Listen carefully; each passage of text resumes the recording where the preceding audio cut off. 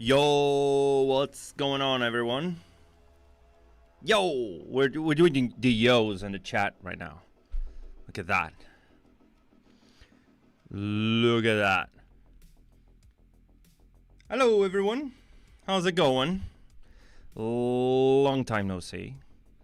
I hope you're doing well. We got Ian in the chat. Last time he was tech support. Let's hope he's willing to do that. If we run into any sort of issues or, you know, craziness. Oh, yeah. Yeah, let's do a dual stream. That would be great, actually. We can do a lot of stuff. We do a lot of stuff together, so, you know. Cool, I can see we have some people in the chat already. What's happening? Yo. And, today, we have the ZBrush tea. It's going to become a trope in my streams now. No, don't leave. No, I'm sorry. I'm joking. I'm joking. No tech support. No tech support. Don't. All right. We got the tea. The tea. We got Ian in the chat. We got the hat. We have the t-shirt. We have the lanyard. Well, we're missing the glove, actually. Oh, I don't have mine here. I don't have my ZBrush glove. But I have a ZenSlabs glove. So that's the next best thing, I guess. ZBT. That's even better. That's even better. It's the ZBT. See it? See? We're starting a trend here with the ZBT. All right, everyone. So... let's get this party started, shall we? Last time on Dragon Balls, sorry, I'm still. Last time on ZBrush Live, we were. Of course, this isn't working. I broke my thing here. Give me a second. God dang it! It's the power of having multiple monitors and multiple setups. You know. There we go. Much better now. So, last time on ZBrush Live, we were doing a little bit of a tire here. Very simple tire. Nothing crazy. No craziness going on here, you know. And we got to this point. Sorta. Right? If you go watch the last stream, this is where we sort of ended at. We're using some crazy live booleans here on our little tire. Like if I just expose this little tire over here, this is all live booleans, right? If I turn on live booleans, there you go. We got the little trims here, the little sort of panel lining going on here. I actually don't like this, the way it's, the resolution is kind of like not matching that. So we're probably going to redo that section over there. But the point is that I showcased to you guys how you can do fairly simple, complex art surface using live booleans, using morph targets to erase any details you wanna sculpt. And we basically got to a certain level where we were comfortable enough that we could start retopologizing, right? That is going to be the next step of this, right? Ideally, I would start actually by maybe going a little bit further beyond, get it? Sorry. A little further beyond with this model and actually make the braking system and maybe the steering thing that I can't remember the name because, again, I don't own a car. There you go. That's another trope for our streams. But for the sake of simplicity, let's say, we're just going to do a little remake of this tire over here, this section over here. And then we're going to retopo this, right? You ready? And then potentially shoot it over to Substance and texture this. Giving it a little sip of tea here, ZBT. And now, let's get on with it. Okay, so first of all, I have this tire over here, but I think I got rid of the history here, which means that we're probably gonna have to do some ZBrush voodoo stuff here for our little tire. Is this the same shape? Is it? Maybe, maybe not. Why the heck? There we go. Yeah, it's the same shape. That's perfect. We have a block out actually that we created. And I actually retained that subtool, which is, it's a lifesaver here. By the way, if you guys want to try out ZBrush or on ZBrush on the desktop or get the free version of ZBrush for iPad, there's a QR code all the way over there. Over there. See that? Over there. On the other side. On the other side of the screen. All the way over there. Not the Gundam. I'm pointing at the Gundam. It's pointing outside of the screen. I don't know if you can see it. And I'm grabbing that QR code, right? So if you scan that QR code, you're gonna get onto the ZBrush for iPad, the free version of ZBrush for iPad, or you're gonna get the trial for ZBrush for desktop. So you're gonna go and try it out if you guys are looking into getting into ZBrush and into digital sculpting. All right. With that out of the way, let's go and control tag that, undo history. And now what I'm gonna do actually is come all the way down here to our base tire, which is basically just this. And we can actually erase a lot. You see like there's an inconsistency there. So we're gonna actually use my history recall actually. Or maybe the morph. Does it work with morph? Does that have the same topology? Nope. So history recall, and we're gonna clean this up. I'm gonna clean this up over here. It doesn't work with symmetry, by the way, so in case you're wondering. So let's just project that. Actually, let's go even faster and go project and just project history. What am I thinking? Like what am I doing over here? You know. All right. Is it gonna project? It is. It's actually taking its sweet time. Maybe it's time for tea. That's why it's taking a little longer.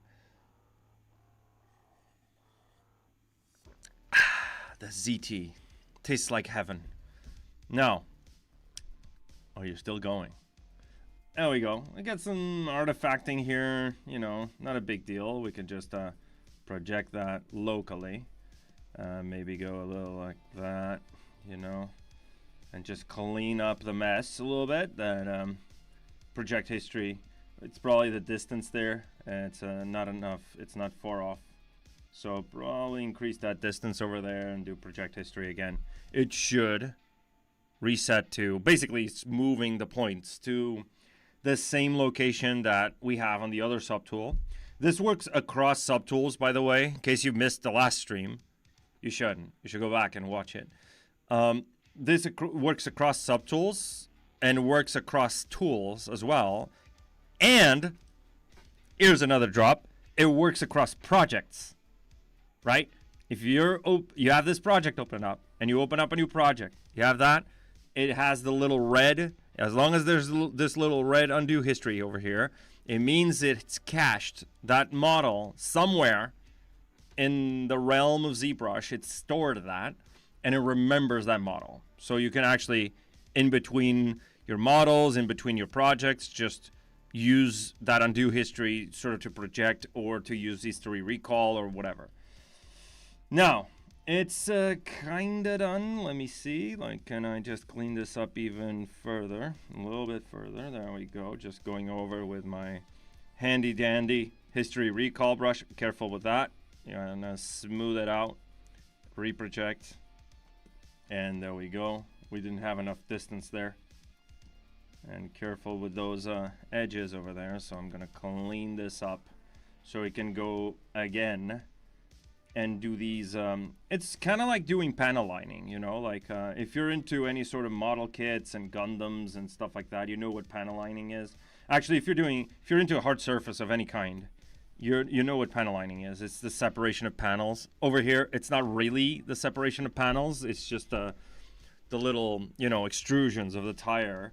But it's basically the same technique as panel lining. There we go. We got some of these patterns here that need to clean up. And you can see the topology is still the same, but what we're actually going to do, which I think would be interesting to see if it matches that surface, is actually remesh this. And if we're going to remesh, I'm basically wasting my time here doing a history recall. And the T is getting cold, and we can't allow that to happen. So there we go. Yeah, we got some little artifacts there, but it's fine. You can see the topology still, basically, it's just a projection, right? It's just moving the points up and down, basically based off of whatever we had that before, right? You can see like it's just closing those holes.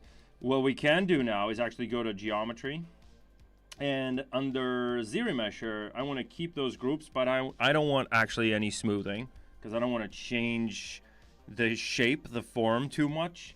So I'm going to go over here to the ZRemesher, go same, and I'm going to go, actually I can do half maybe. Let's see. Let's see.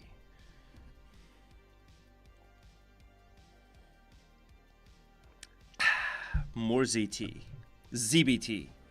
We have ZBC for ZBrush Central. We have ZBL for ZBrush Live. And now we have the ZBT, which is literally ZBrush T.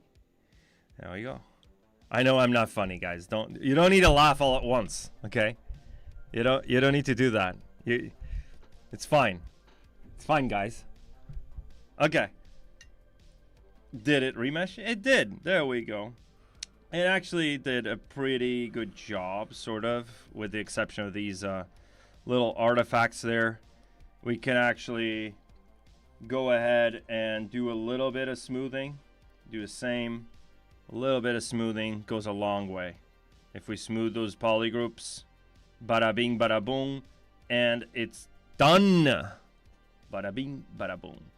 And now that we have this, if I start projecting, does it change the topology? Does it move the points? Let's see. If I do this and then rotate it. Actually, I don't think so. But just in case, let's run a project again. Bada bing, bada boom, bada bing, bada boom. Sweet, sweet ZBT. There we go. I think we're ready to go. This effectively means that we have a lower resolution mesh. We have no detailing on those paneling that we had over there. We have our symmetry stored from our Z project, right? We have a little bit more of a Formula One kind of tire here because it's too clean, right? So what are we gonna do, guys? Do you guys remember? If you don't, I'm gonna break it down for you. So I'm gonna store that morph target over there just in case I want to erase something. And I'm gonna use my handy dandy chisel brush with some lazy radius, maybe some lazy snap, making sure I have enough topology for this to hold. So I'm gonna actually divide this. I'm gonna use subdivisions for this.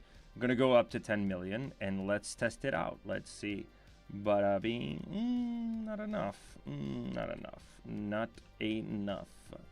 It's probably because of the ratio of these, but it's fine. We can get away with a lot here, like this.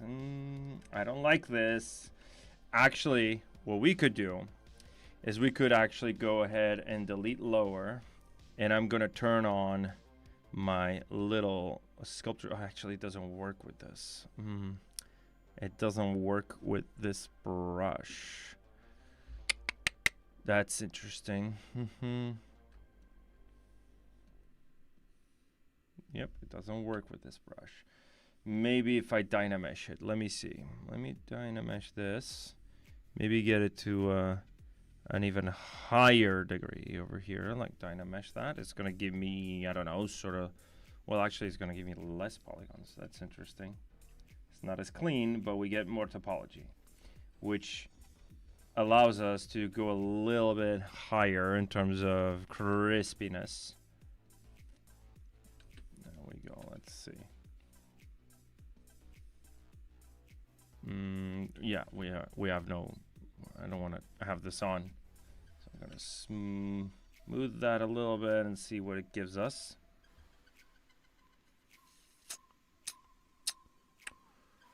Ooh, what is it gonna give us? The same. That's interesting. And let's see. So this is 700. I'm gonna go double. And let's see. It's the same. Interesting. Interesting. Yes. Let's go even higher.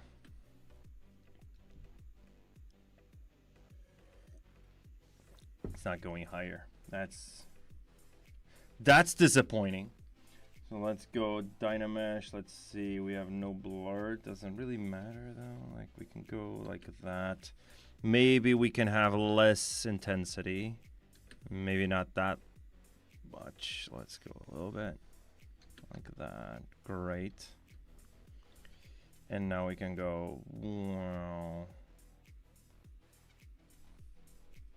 And then just press one key.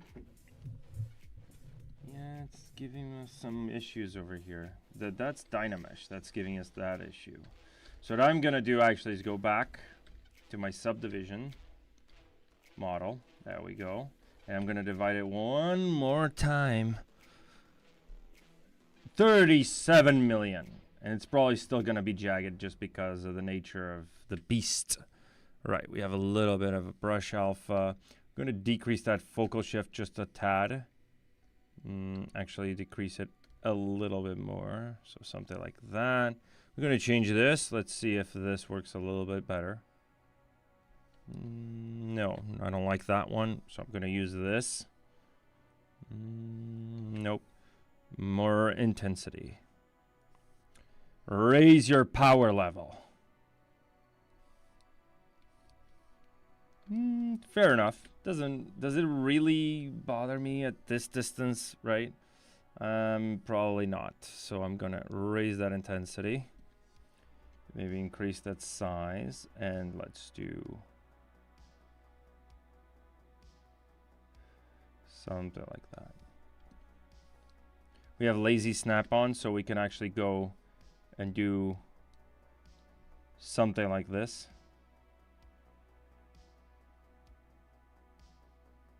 Like that, and then rotate that camera, and then it snaps. Oh, it doesn't. It does snap, but there's a little bit of a gap there, which is problematic. So let's do that again. Whoops. I'm gonna mask this. I think it's safer.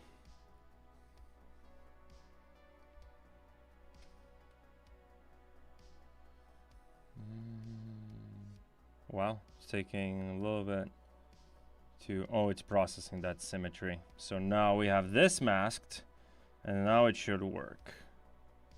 We're gonna do this from that angle.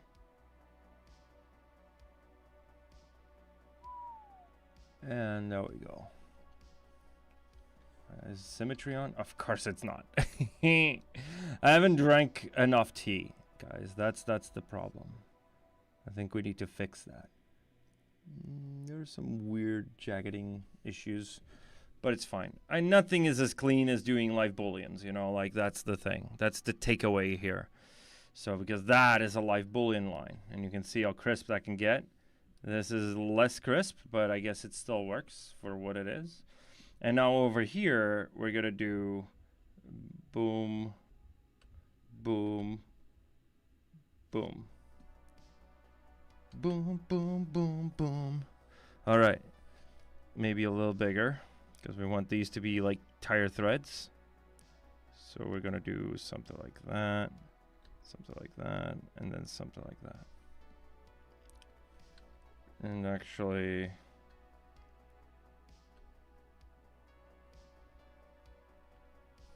there we go. And now, look.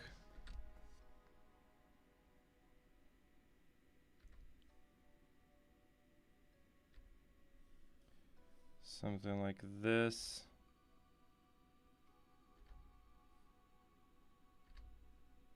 Do a thread that's a little different, so it's asymmetrical, right? And there we go. Let's say we have this and we like this and we love this. We want this to be our car's wheel, our actual physical car. You know, I want one, just the wheel. I don't have a car, so I just want the wheel. Okay. So if we're going to go through with this, one of the things I wanted was to actually showcase a little bit of some blocking out techniques, you know, and showing you how to clean this up. So I'm tempted, should I model the brake system? Should I actually jump through the retopology in this case? If we do this, if we're in a game scenario, we're doing this, yeah, brake system. Okay, so if we're doing this for games, if you think about it, let's say we're building a car, right? And you would think material-wise or texture set-wise, the tire would be separate than the rim. Why is this? You're like, oh, textile density. No, not textile density. It's because in game, you might have the ability to switch rims, but not tires.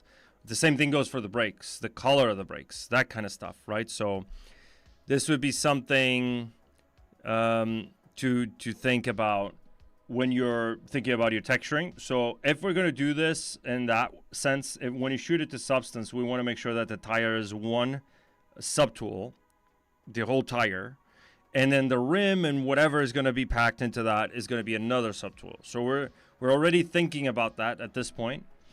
Brakes that's a problem with someone who has no experience with cars or little to no experience with cars, is that you get inaccurate stuff. But what the heck, you know?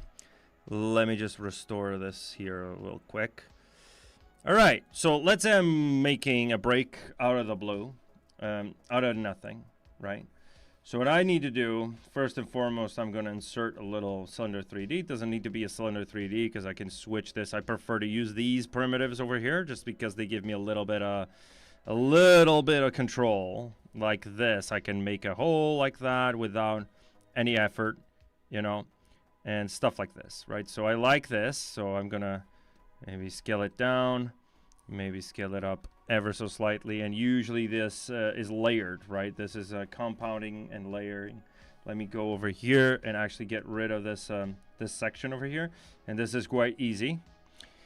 And I'm just going to use my Z modeler and go over this face and say, I want a Q mesh. Let's do flat island and just bada bing, bada boom. And then I want polygroup island and just tap that. And let's say whoops, a daisy. Let's say we get rid of it until there, because then this should have, what do you call that? You know, not the bolts, but the sockets that would basically attach to the disc, the braking disc, right? Which is part of the steering axis and etc. And then the actual pads are connected to the braking system. That's what I understand how it works, to my very, very limited knowledge of how braking system works. Yeah, I know. Google research. I did that right after our stream last time, and I was like, yeah, maybe, but I mean, if the audience wants it, that's what I'll be doing, I guess. All right, so let's go over this then. And what I need is a solid block out. So I mentally try to understand where everything goes, right?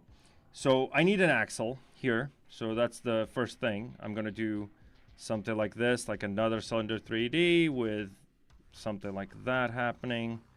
And it needs to go maybe something like that. Yep, it would be something like that. Just making sure where this actually ties in. Like that. There we go. Move it away. This would eventually have at the tip something similar, which would be the cap over there. So this would be it, right? And actually, let me go Z modeler, delete that edge, and delete that edge. I don't like those edges. Actually, without, just want to keep polygroup. so I don't have to rely too much on creasing over here. Same thing goes over there. Okay. Now this one, actually, there's a problem. I need to actually use this. Well, it's not a problem. It's just I want to do something like that, and I want to make sure that this is sort of hollow like that. Holding shift, by the way, in case you're doing this and then you move and it defaults the scaling. While you're holding your pen, hold shift, and now your deformations are preserved, let's say. So this would be something actually more like that, right? I don't know, let's see. So I guess we're scaling this, moving this in.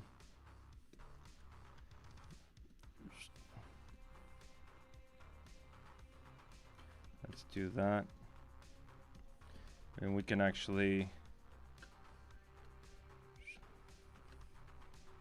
I'm gonna go a little bit brute force here. Whoops, I actually screwed up. God dang it. Let me go mask lasso. No, I thought of it wrong again. Let's see. Does this work? Yeah, but then it also unmasks that. Oh, Jesus, what is my brain today? Maybe something like that.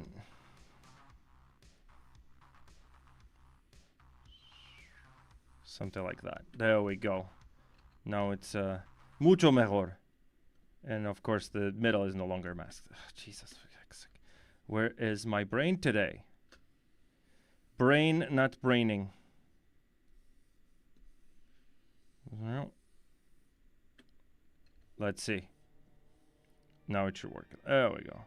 I want to make sure that this sort of matches. Maybe something like that, right? Then move it back a little. And now I'm just gonna, because I'm in blockout mode of this, so I'm gonna IMM primitives. Going to insert some cylinders with little bit of radial symmetry going on here. Maybe let's do 6, and let's do the little connector thing and move it in ever so slightly. And this should, in theory, connect to that rim. In theory. It's called my brain is not over. Yeah, and it's, by the way, this is like late for me. Well, late in terms of work hours. This is at the end of my workday, so my brain is my ADHD is going a little crazy by this time. And Ian knows this. We jump on calls at this hour, around this hour, and it's super early for him. It's a little later for me. And it's kind of like both our little ADHD brains just go like, ooh, like kind of crazy. Please don't clip that. Don't clip that. Don't you dare. But yeah, so it's entirely normal. Let me just move this a little bit back even. Maybe scale it ever so slightly. Don't. You can clip. I don't give a flying Z. A flying Z. Alright, let's go crease. Oh, by the way, is the music too loud? I didn't ask that. I always ask that. Why is it? Because in my headset, it's like a rave, man. I'm like, otherwise I would have. Probably that's why I can't focus. That's probably why. So, let's see. I want to lower my crease level. By the way, in case you don't know, that's geometry. Under subtool, geometry, crease. Over here. Over here. You barely hear it. That's also not good. That is also not good. How about that?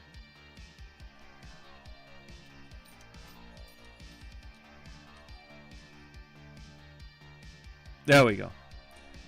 Alrighty then. So we got something like that going on. It's increasing our little smooth subdivisions. And now we got a little bit of the axle wheel here, the axle in the middle. This is the disc, and now I'm just gonna block out really quick. Actually, I'm gonna use a visibility set just for the break, and I'm gonna rename this. Guys, don't look at that. Don't look over there. don't look at that corner. Let's just do that so you guys don't see the naming. I forget to name all the time, and so do what I say, not what I do. Please name your subtools. Otherwise, I'm gonna hide it forever. You're never gonna see it again. Okay, so now we need to name this. Let's call it break, because that's what it is, I guess. So break.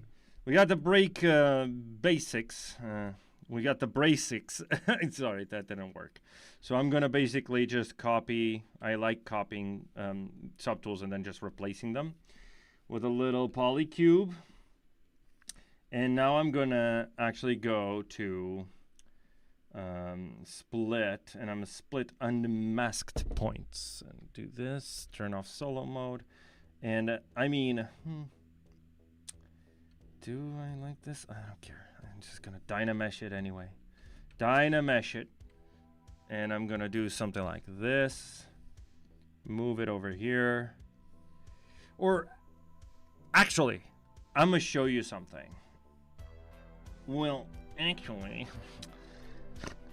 and I'll duplicate this subtool. And what I'm actually gonna do is I'm gonna apply this. I'm gonna apply the dynamic subdivisions. And now I'm gonna delete all the lower subdivisions. And now, ladies and gentlemen, I'm gonna go to the knife curve brush. Knife curve brush. See? Knife curve brush. And now I'm gonna hold Control-Shift spacebar, split the parts, and I'm gonna do something like crazy, like this. And then maybe trying to follow that a little curvature. This didn't go so well, so I'm not gonna do that. So I'm gonna do that again, just in case you guys think I'm a joke. Oh, god dang it! I'm gonna do that again. There you go. Third time's the charm, right? So I'm gonna do that, and now I'm gonna actually try to round this out, and then do something like that, and then double tap, and bada bing, bada boom, we got a section over there. Absolutely gorgeous. I can just remove it and play around with it and go crazy, like woo, crazy. No, I'm not. I don't want to go crazy. So now I'm gonna go and scale it maybe ever so slightly, like so.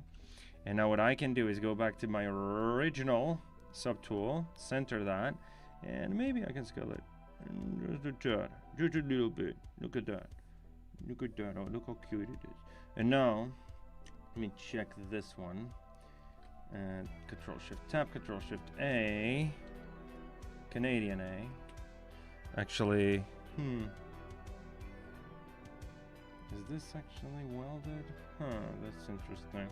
Well, actually, I'm gonna go select a little portion of that. Control-Shift A, Control W, and now that's my block out right there. That's my block out.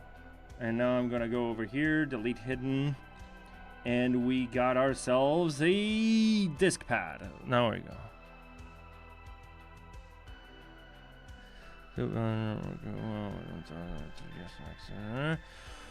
Well, 1000, I don't know, but I have projects with over 200 subtools and they work well. So can't say I relate. Sorry. And now we got this little thing over here. And why do I have 3? I know. Well, because of that. Because I'm stupid. That's why. And now I'm gonna go over there. And this breaking thing here. And now what we can do actually is, because I know I'm in the center of the world. Like if I go over here, you see like my pivot goes to the center. Actually, I can actually hold Alt and just flip that over ever so slightly. Am I using live booleans? Probably using live booleans here. So I'm gonna actually duplicate this, and I'm gonna create a start group. And actually, I'm gonna create a folder for this. I like foldering, so new folder. And actually, before I even do folders, let me show you something. Transpose. Let's say we have everything visible. Except for that cube. That cube, I don't have any idea why that cube is still there.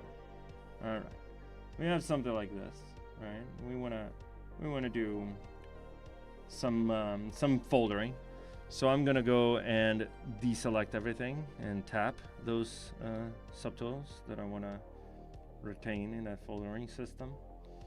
And now what I can do is I can create new folder, and it's gonna ask me several visible subtools are currently activated with multi-transpose. And then would you like to create a new folder containing these subtools? And I'm gonna say yeah, hell yeah. And now I'm gonna call it brakes.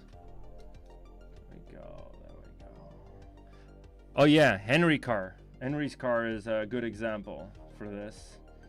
I was actually looking at his tutorial. He has a tutorial series on YouTube from back a while ago, actually, which I followed along a couple of years ago, which is basically how to make a Kawasaki bike from scratch in ZBrush, from start to finish, literally. Like no other software was used, and it's clean topology and everything.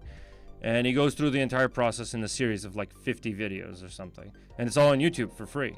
So when people ask me like, oh, hard surface in ZBrush, and I'm like, dude, there's no shortage of content online for hard surface in ZBrush. And actually, I want to give a shout out, and I'll do it. I don't care. I'll do it. I want to give a shout out to Eat3D. And I know some users might, someone watching this might go like, Eat3D wasn't like from like the boomer age of CGI, like back in my day. I used to have DVDs, and I would buy DVDs and I would watch them on my DVD player. But now it's online, and Eat3D is no more, right? Back in the day, this was like Unreal Engine 3 and stuff like that. But they used to have 6 ZBrush tutorials, and I'm talking like my first ever ZBrush tutorial ever that I've ever watched was Introduction to ZBrush 3 with Michael Pavlovich on Eat3D, right? That was my first ever tutorial. And they just released all of their old DVDs for free on YouTube. Everything's there. There's like tens, I don't know, maybe like 20, 30 full courses. We're talking like 10 hours videos on ZBrush, on Unreal Engine 3, which is sort of dated now. Obviously, you don't want to watch that, but, well, there's some information there. It's kind of the same, but whatever. But ZBrush tutorials, it's impressive how most of these tutorials are basically applicable today, because they're not being super technical about buttons and stuff. They're going through process for hard surface. So I'm going to give it a shout out. I don't give a flying Z. So I'm going to go and give him a shout out and link it up. This is actually, it's more of a brute force way of working for hard surface. So I would advise you to still watch Henry's tutorials and Marco Plufa's videos, maybe the ZBrush Summit videos and all of that, because those are a little more in-depth in terms of like how to clean up the mesh or whatever. But I would advise you guys to just go ahead and watch this. Watch these two from Mike Jensen back in the day. Concepting and doing brute force hard surface in ZBrush. And this was like ZBrush 4 R2 or something. This was ZBrush 4, whatever. So I'm gonna link those up if it actually allows it. There we go. Yes. So that is true. So I'm gonna link these. These are just the hard surface stuff, and this is hard surface part 1, and then there's a part 2, and it's from the same guy. It's Mike Jensen. Same thing over here. And now I'm gonna link Henry's tutorials in case you guys really want to go Chervenka. Like there's a whole series, like literally a playlist, and I'm gonna link up the playlist over here. Just how to make a hard surface a Kawasaki. Obviously there's no organic Kawasaki, so that was kind of redundant. But there's a playlist of Henry's tutorials on YouTube if you guys want to watch it. And here's more. Let's do dumping. Let's dump on them a bunch of videos. Like, let's go to the ZBrush Live here, and let's take a look at Marco Plufa as well, because that's my favorite, one of my favorite ZBrush artists. Marco Plufa is amazing. So I'm gonna go ZBrush Summit. There's ZBrush Masters, and then there's ZBrush Summit 2022. That ZBrush Summit 2022 presentation is insane. Like, guys, insanity. I'm not gonna tease too much. I'm not gonna spoil you. You guys are gonna have to watch. You're gonna go there and click those links and put them on the watch later and then never watch them again. I'm gonna go to your house and gonna find you, and I'm gonna. No, I'm not. I'm sorry. Not Pav Mike. Not Michael Pavlovich. That's not Michael Pavlovich. It's Mike Jensen. That's Mike Jensen's tutorial. It's more conceptual. It's more about the workflow, right? Less than about the features, right? So obviously you'll still learn the features, but it's very brute force. He's using Dynamesh a lot. He's using clip curve brushes. He's using. There was no Z modeler back then, guys. There was no Z modeler, right?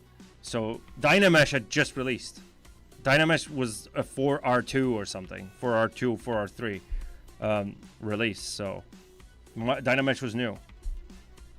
Fiber mesh was new. Like a lot of these stuff that nowadays is like industry standard, that was brand new back then, and there wasn't a lot of like content when this was released. And this was still considered one of the best. I mean, shout out to them. Shout out to Eat3D. They were. I feel like a lot of 3D artists nowadays started off with their tutorials, back when DVDs were cool.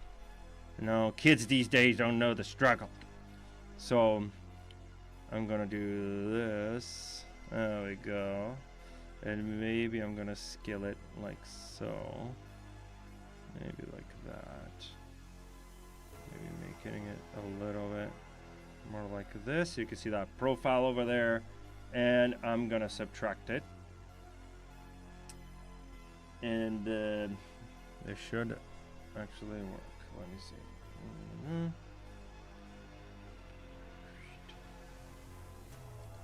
That's interesting. I am on subtract. What the heck is going on? Oh wait, yeah, of course. I am stupid. Estupido. There we go. The order of things. There is an order to things. There we go. And that's it. Now, play around with this a little bit. Yeah, Michael is a little bit technical with buttons for sure, but it's not like he's breaking down the features extensively. Like he goes, that's the beauty of Michael Pavlovich. Michael Pavlovich just breaks down a feature in like 5 seconds, and you can clearly understand what he's doing. And he did the deep dive on the feature in like 15 seconds, right? And that's how fast he is, right? And very clear. But these courses here that I showed you are different. That's Henry Cervenka's. It's a more of a step-by-step kind of a thing, how to make a hard surface bike. And the first two, which are now free on YouTube, all those courses, there's also the Michael Pavlovich courses as well. That's more a hard surface kind of conceptual mindset, right? And frame of reference for workflows. So that is pretty cool. All right, let me see. Cool brake disc caliper thingies. There we go. So now we're gonna actually, yeah, 0.5. You eventually get used to it though. You get used to his speed, and then it's no longer as fast as you thought it was, basically. There is a crease over there. I have found the crease. So no crease, uncrease all, and bada bing, bada. We got a little bit of an issue there, but that's no biggie. We can clean this up later.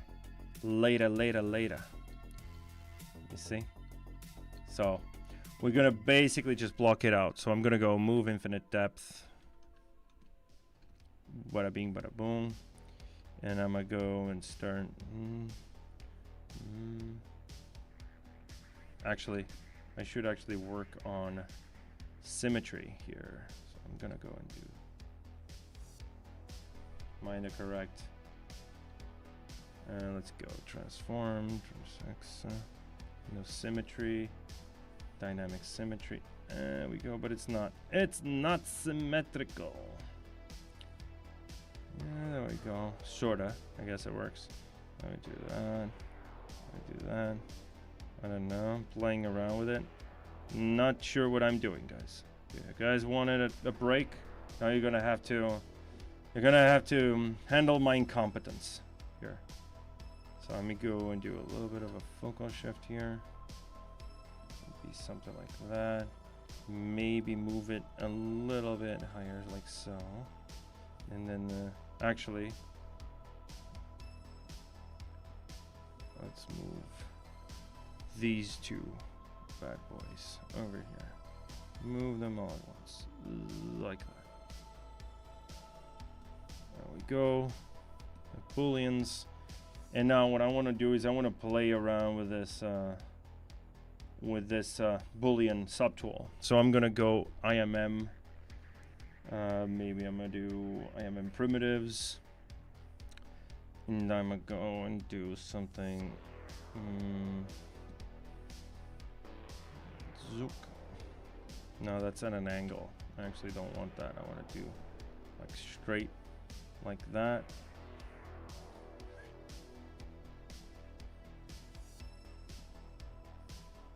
So it'd be something like this.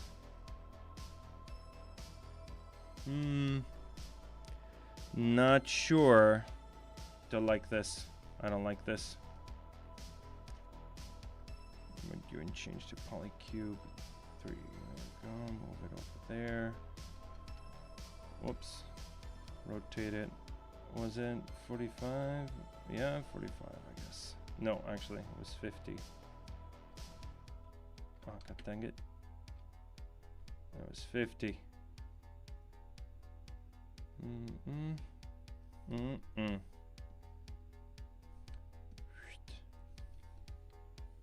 Like that.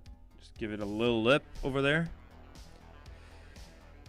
We're gonna have to speed Mike Pavlovich up to 1.5 now. I've seen so many of his tutorials. Yeah, exactly. There comes a point where it doesn't, because you already know where his mind's at and where he's going with something. Like I was actually teaching a class the other day where they were, I linked them up with a GDC, old GDC presentation from Michael Pavlovich, where he's talking about ZBrush for production, for optimizing pipeline stuff and whatever. A little bit more technical, but it goes through a little bit of hard surface, you know, previs and visualization workflows. And he was crazy fast, but for me, because I knew already what he was going to say, number one, I had already watched the video a couple of years ago, and for me it was like super straightforward, but for some of the students it was like, oh, I had to watch it like slowed down or whatever. And that was a GDC talk, so it's not like it's on his stream or whatever. He's just like that. He's like a machine gun, but it's not actually a machine gun. Imagine an automatic sniper rifle, like like a burst a sniper rifle. That's basically it. Like it aims and then it targets it, and it headshots like 5 times in a row, like you know, that's it. Yeah, well, I'm not an automotive guy. I have no idea what I'm doing here, so let's actually pretend like I know what I'm doing. Let me load a few brushes here, because I kind of forgot to load a few brushes. So let's go to trim, and let's load the trim hole, and let's load the trim normal, and let's load the trim front. And then there was one that was called the trim. No, it's not here. Nope, it's the trim something. I know, but it's not a.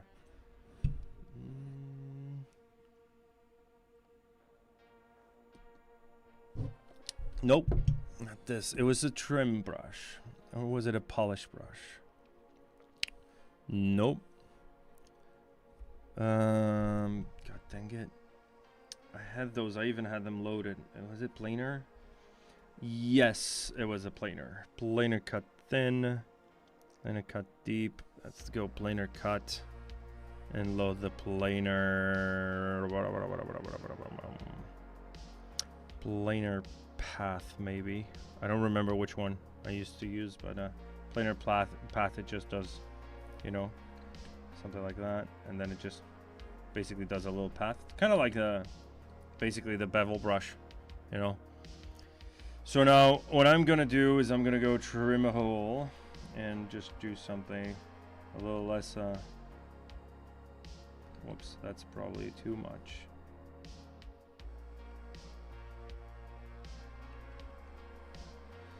Do a little dent, sort of like that.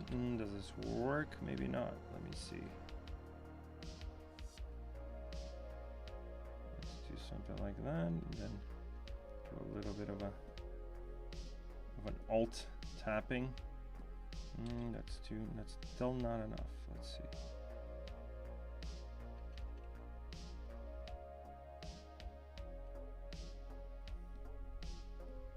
I don't think I like that, to be honest.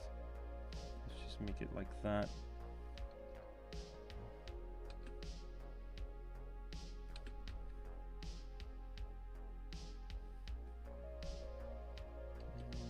Nope.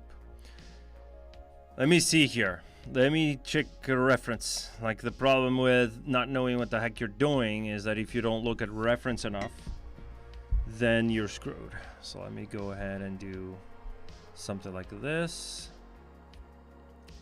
I have a whole board just on a cyberpunk bike that I wanted to make, so let me go in ahead and start with that. Yeah, let's do a little bit. Let's do this one. Okay, it's just a standard break, but super cool drawing. So I'm gonna go ahead and do, maybe move it over there, like so, and then duplicate this over.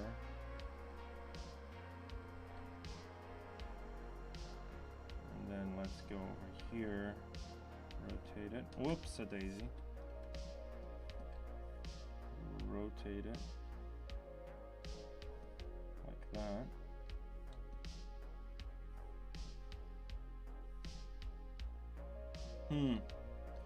Does this work, guys? I don't know. I don't really like it. Let me think something else. Let me think of something else. We're concepting here. We're ideating, guys. This is not. This is all part of the plan. Don't worry. Absolutely know what I'm doing. I'm gonna just duplicate that over there. Over there. Let's do that.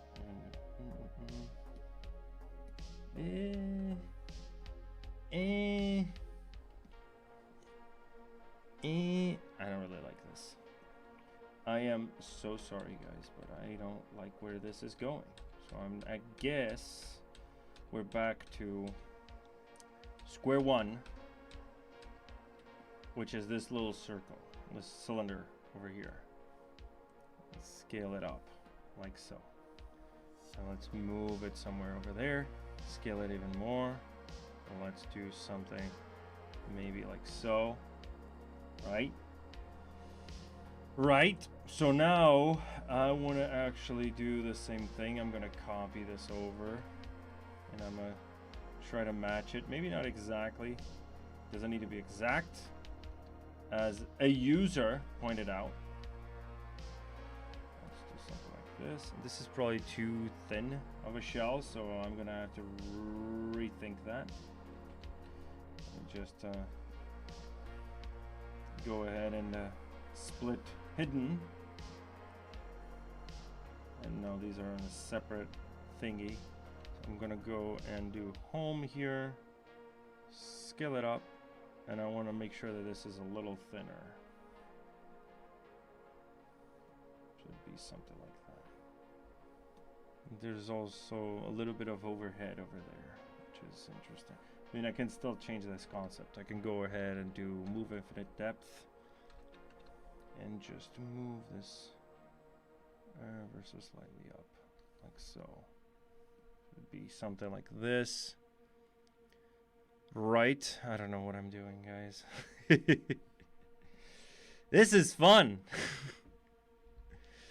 All right, let me see. I'm gonna put this on my other screen.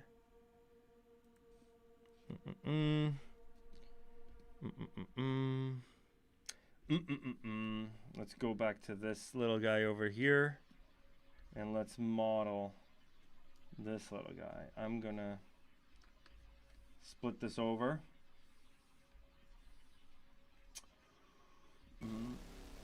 split hidden. And this one I'm gonna start modeling. I'm gonna use Z modeler just for the sake of, whoops, something like that. QMesh poly loop. There we go. And now I'm gonna do something like that, maybe. And make sure that these are like that. There's a little lip there.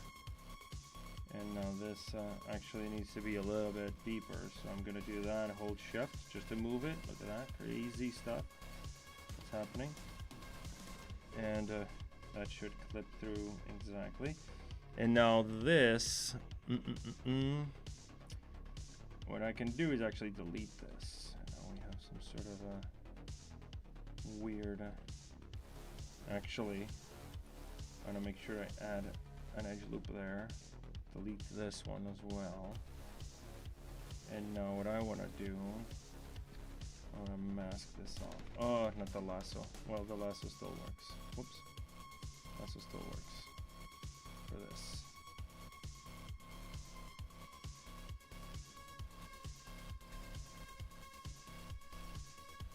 There we go. I'm gonna make sure that this is over there. And now I want to make sure that we have a little bit of some holes, like for some screws and whatever. And actually this should be even like so. Everything else actually could go something like that. And then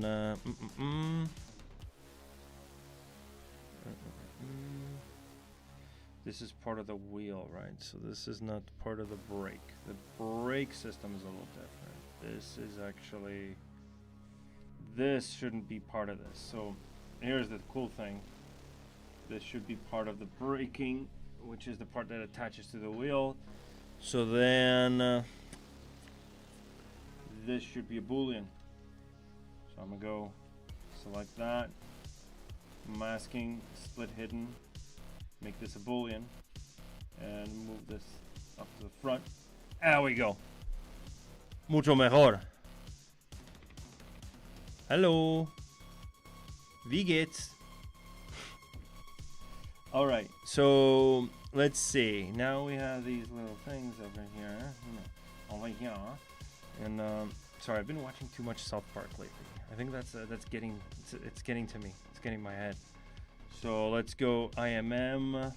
Again, still in this, I like using the IMM primitives just because it's a fast way for me to actually come over here and start doing some crazy stuff, and with the symmetry, obviously, like that.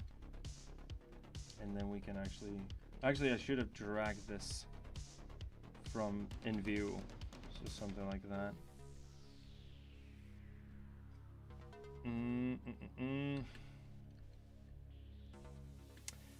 You know what? Why am I fighting my own instinct? Why am I not using array mesh? Why, guys? Like, why didn't you say anything? You guys trying to... Why are you doing this to me? Okay, so now I'm gonna create a new one. Cylinder 3D, and then cylinder 3D. I'm gonna scale it down. I don't care about this cylinder, actually. It could be all the way over there, right? And I can just do this. Right, and then I can just have one of these cubes, and actually I could use this cylinder too. I'm gonna go array mesh. Array mesh, I'm gonna go lock position, lock size, move this all the way over there, change this to Polycube 3D, and I'm gonna scale it up. And now we can go over here, for example. Well, let's see how wide that is. It's a little wider, so I'm gonna go like that and clip it through over there, maybe over there. And now what I can do is I can go crazy. Oh wait, I have to scale. I have to actually rotate it. Look at that, beautiful. So I actually have to rotate it 360 degrees, so it does a full turn like that. And now if I repeat it, and even better, if I have like Boolean already on, I can do stuff like this pretty quickly. So maybe something like that. right? Maybe a little bit more. Maybe like that. Maybe. So it would be, let's see. And I actually don't want that to clip through there, so I'm gonna use my clip curve brush to make sure it matches over there. There we go. And now we can crease a little bit. Crease that, and let's do crease at a level of 2. Smooth subdivisions of 6, because I like it to be a little rounder, if that's okay. There we go. And actually, I'm gonna reduce this to 1, reduce this to 1, and reduce this to 1. Actually, there's 2, but it's fine. Doesn't really matter. Actually, it looks nice like this. So I'm gonna actually scale it more like so. And now we have this, right? Which means I can actually come over here and duplicate this. And now this is no longer a subtractive subtool. So I'm gonna go and insert some bolts or something. I don't know. No. It makes no sense to use 3ds Max for this. You would not be able, yes, I do. I've been working with Maya since 2008. So I used to do all of this in Maya, but it's, if you know, you know. Like if you're doing a grip, like I'm gonna link another video here. Let's see. If you're doing like any sort of like eloquent hard surface or any concepting in 3D, forget about 3ds Max or Maya. Forget about traditional 3D modeling, box modeling, subdivision, because you're fighting the software at that point. You're trying to figure out topology at the same time you're concepting stuff, and that's not good. In ZBrush, you could do all of this and then clean up the topology afterwards, and it's super easy and super fast, like I showed in the last stream. So I would advise you to go watch that stream. And there's more. Again, I linked a bunch of them from for hard surface stuff. There's a lot of stuff there. I have a little playlist here as well that has some hard surface videos, and I'm going to link you this one. Why use ZBrush for hard surface? And this guy, I don't want to butcher his name, but it's a very complex name. His YouTube channel is called Cain. Not Cain as in Abel and Cain. I mean Cain like a cane, a walking cane, you know? So I'm going to go and link that to you. And his point is precisely my point. There we go. Bada bing, bada boom. I've been using Maya since the UI was white. Okay, that's it. That's how long I've been doing sub-D modeling. And the same thing goes for, I actually started with 3ds Max before Maya. And then Maya, and then eventually, at a certain point, I discovered ZBrush. And then when I actually got into a class for hard surface in ZBrush, never went back, especially with ZModeler. Like you get the ZModeler muscle memory on, you're like 20 times faster than any box modeling software out there. And that makes you more hireable, by the way. Because if you can do the same thing with the same topology, clean and whatever, faster and more efficient, guess who they're gonna pick, right? So I'm gonna change this to bada bing, bada boom, one of these fasteners. I like fasteners. There we go. I'm gonna rotate this 90. I'm gonna move it over there, and I'm gonna scale it down. I don't want this to be that big, so I'm gonna. I like murmuring while I'm working, so I'm gonna do something like that. There we go. This is again just a block out. I don't need to be precious with the topology or whatever. I could actually just start messing around with this, dynameshing this, and playing around, you know. And was it made by Alias Wavefront back then? No, when 2008, it was already Autodesk. For Maya, it was already Autodesk when I started, but back in the day, Alias was, you know, was the deal. And by back in the day, I mean my dad's era, right? You used to play with 3D Studio. Not 3ds Max, 3D Studio, and Bryson, and stuff like that. This was 90s stuff, but I was a kid. I was just playing Diablo back then. That was my thing. Just plain Diablo. All right, so let me see more reference here, because again, I have no freaking clue what I'm doing with when it comes to these mechanical parts here, because I don't have an understanding of cars like I wanted to. So if we have something like this, then if we want to add some machining over there, we have two ways of going about this. Let me just duplicate this again, and I'm gonna do a lock position, lock size for my array, and I'm gonna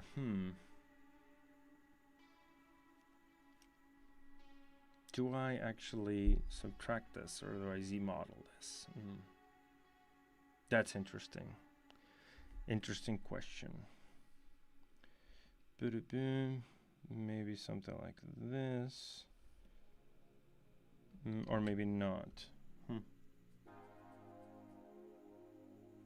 Let me think about it, guys. I'm thinking. I am thinking.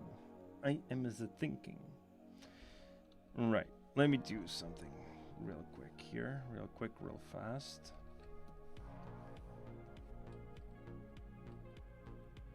There we go. This is gonna delete this. Apply these subdivisions. Delete lower. And actually divide a couple more times. Something like this. Delete lower. And I'm gonna go and start cutting some stuff over here. So I'm gonna go and do a little bit of a slice curve. Actually, slice circle. And I'm going to do my stroke, turn on square. Make sure that it's sorta middle. Is it gonna slice?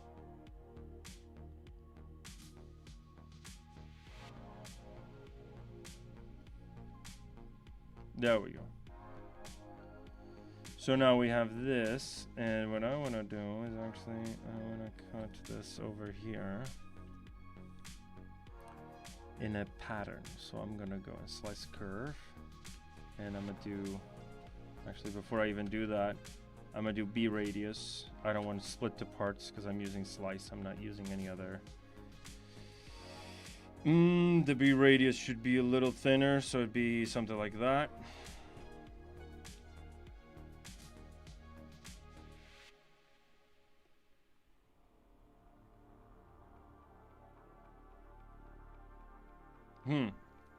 It's taking a while.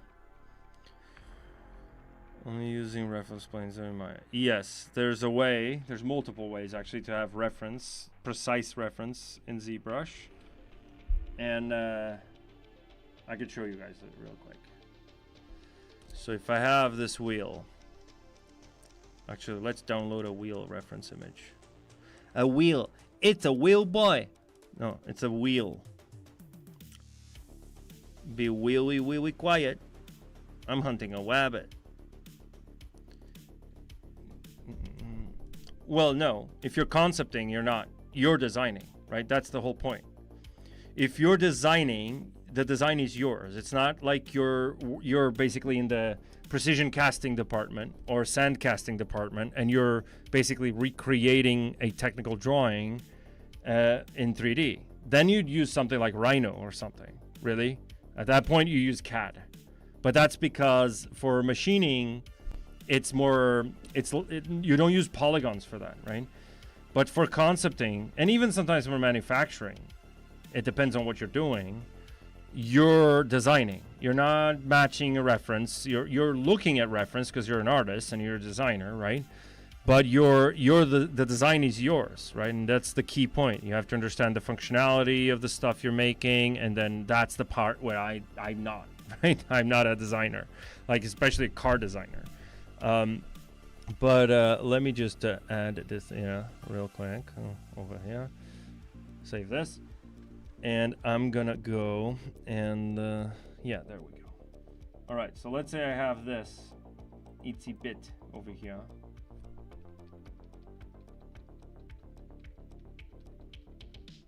That is a misconception. That is a misconception. I've seen enough ZBrush artists doing the exact opposite of what you're doing, of what you're saying, especially in production, to say that that is an absolute misconception. And I'm talking about using reference in ZBrush. That is absolutely not true. I've seen a lot of people do that. Again, go watch those videos. I just posted 4 videos for you guys. That's your homework. If you were my student, that would be your homework.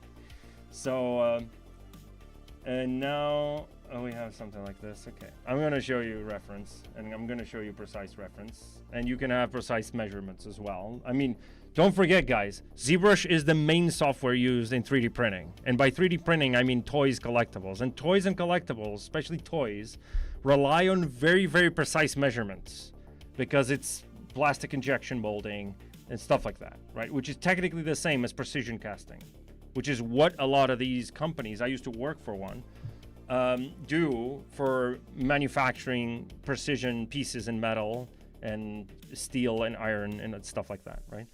So ZBrush is the main software used in the toy industry for stuff like that, and including the articulation. And we have presentations on ZBrush Summit with Hasbro, with Disney, with all these people showing exactly how they use ZBrush for precision articulation and stuff like that. And that is not just sculpty. That is super technical. Like, there are precise measurements that they need to obey to actually get stuff into production. They still use some CAD at a certain point, especially if they're manufacturing based on a specific spec, right? But most of the work, I would say, in toys, it's like, what, 75, 80% of the work is done in ZBrush and nothing else. So, all right, you want to see reference? I'm going to show you reference. All right.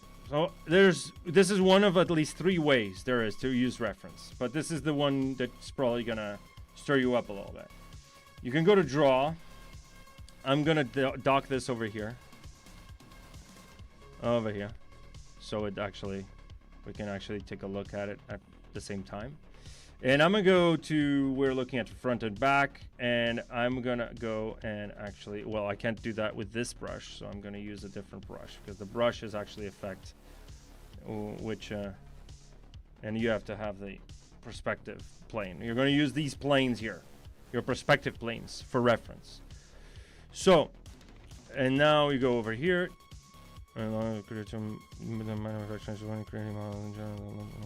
Yes, exactly. If it works for manufacturing, it works for everything else you're saying. Because in manufacturing, they need to be extra anal about precision and measurements. And that's my point. Exactly. If ZBrush is used in manufacturing, we're in like 15 industries, right? And 2 or 3 of them are actually super precision based. Meaning automotive, for example. You're talking about BMW. BMW is one of our customers, right? So that kind of stuff, right? They use ZBrush. And I'm not just talking about concepting. I'm talking about actually manufacturing. Like, Ian's in the chat still. He's worked for manufacturing. He's worked for a lot of these companies. And ZBrush is absolutely 100% used for this stuff. And it's incredibly precise, right? And if it works for something as precise as manufacturing, then it obviously works if you're modeling a freaking cup from a real world model, right? And again, if you're doing games as well, measurements is actually important, especially if you're doing realism, and scale is important, especially if you're doing texturing and stuff like that. So, and ZBrush is used in that as well, right? So I'm gonna go to desktop and I'm gonna load this image. And there's your image. Now, I want actually this to be in the back, so I'm gonna actually turn off this texture and turn it on over here.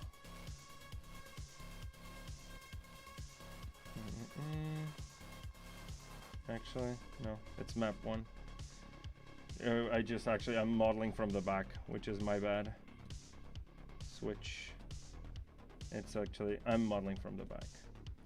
Doesn't matter. This is my point, right? You have something like this, and obviously you have an extra bit over there. And now let's load the same image, but from the side. Let's go left and right, and let's load this from the side, and let's load this one. And that's from the side, right? And you can say, okay, maybe this needs to be flipped. So I can flip that image. Actually flip the other one, sorry. Flip this one. And now I can actually, as I'm hovering over the surface, you can see there's two lines. One of them is landing on one image and the other is landing on the other image. If I had a model such as this, for example, let's actually insert a cylinder 3D since we're talking about this. And I'm gonna go and rotate it like that and rotate it like that, like 90 degrees, right? And I'm gonna actually scale it up ever so slightly, like maybe something like this, right? And I wanna make sure that I match something, right? And I'm gonna use Dynamesh, actually, even more. So it doesn't really matter if you're doing what topology you're doing. And now if I go over there, I can actually offset this until it matches my reference. So I can go transparent, no, not transparency, sorry. I need to go in fill mode number 3. And then I have, and fill mode number 3 is basically sort of transparent. And then you have the enhance factor, which is basically your fall off, which you can't really see over here from this angle, but you can see over here. It's kind of like your fall off, right? And the enhanced opacity. If I just make this 100% and this 100%, I just have basically the silhouette. So I can actually match this, right? If this is my center, I'm moving this to the center of the grid, I can just basically match this. Obviously, I would have this maybe in Photoshop and adjust this image, right? I have this image be accurate to each other, but since we're on a bit of a schedule here, I just wanted to show you this. This is one of them, and then you can offset this. And then you're like, okay, now I need to make sure that this matches from one image to the other. So I'm gonna actually scale this down till it matches this rim, sort of, right? And now what I'm gonna do is I'm gonna offset the other one. So it's like from the side, something like this. All right, I'm gonna offset this one. Whoops, yeah, actually that works pretty well. So it'd be something like that, right? And now I can actually scale it a little bit. And then I can actually even do something else, which is a lot of people tend to forget. I can just project this on a mesh. See that? Even if I turn off the wireframe, that's my model, right? And as I move my model, it's projecting that. So I can sculpt directly here. I can go clay, build up brush, and I'm gonna do 5 in radial symmetry. I'm gonna do radial symmetry, and I'm gonna type in 5. And now we have, well, actually, this is the wrong orientation. Sorry, there we go. It should be the Z. Oh yeah, I have a local symmetry with dynamic. There we go. And I can actually come over here with the Damien standard and start blocking out these sections, like sculpturally, right? I don't need to actually be super precise at this point.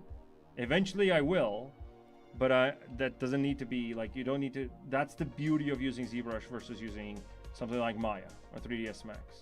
Where here, you can be as free as you want. You use your own workflow. You can be as precise as you want as well, but it's up to you, right? That's the key point. So now I'm gonna do, I don't know, I'm just playing around right now. We have that's just the drawing, right? And I could even just insert some booleans over here, right? I could just go ahead and do an insert mesh brush, for example. I always get this wrong. And then do, I don't know, a cube over here. And if I do that cube, sort of like that, right? And then these are masked. So if I turn off the plane thing, there it is. And now if I go and actually go Dynamesh to the Dynamesh section and turn on groups, it won't Dynamesh and it won't weld the groups together. So I'm gonna do this, masking that section. Again, if I turn this off, everything else is masked. So I'm gonna now come over here and basically play around with it. So it'd be something like this. And then I wanna actually, oops, I wanna have a local symmetry. There we go.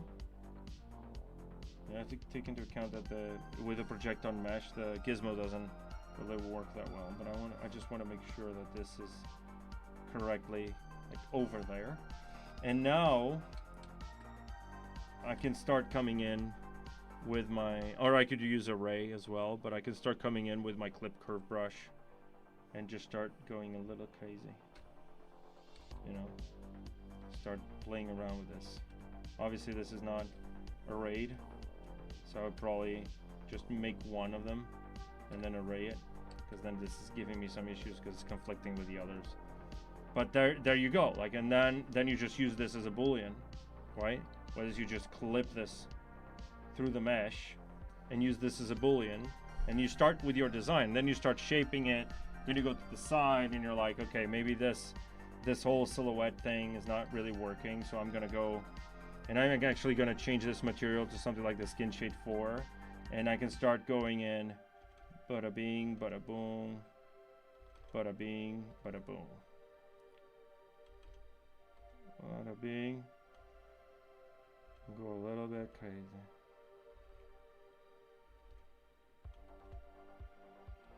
Something like that. Being a little bit crazy over here. Ah, dang it. It's masked. Forgot that it was masked. Okay, let's do this again, shall we? Double tap, double tap, double tap. Being super rough and fast. Something like that. There we go. Something like that, like that. Like this. Tap, tap, tap, tap, tap, tap. And I start getting, oh, that's strange. Do I have anything? Yeah, I have B radius. God dang it. God dang it.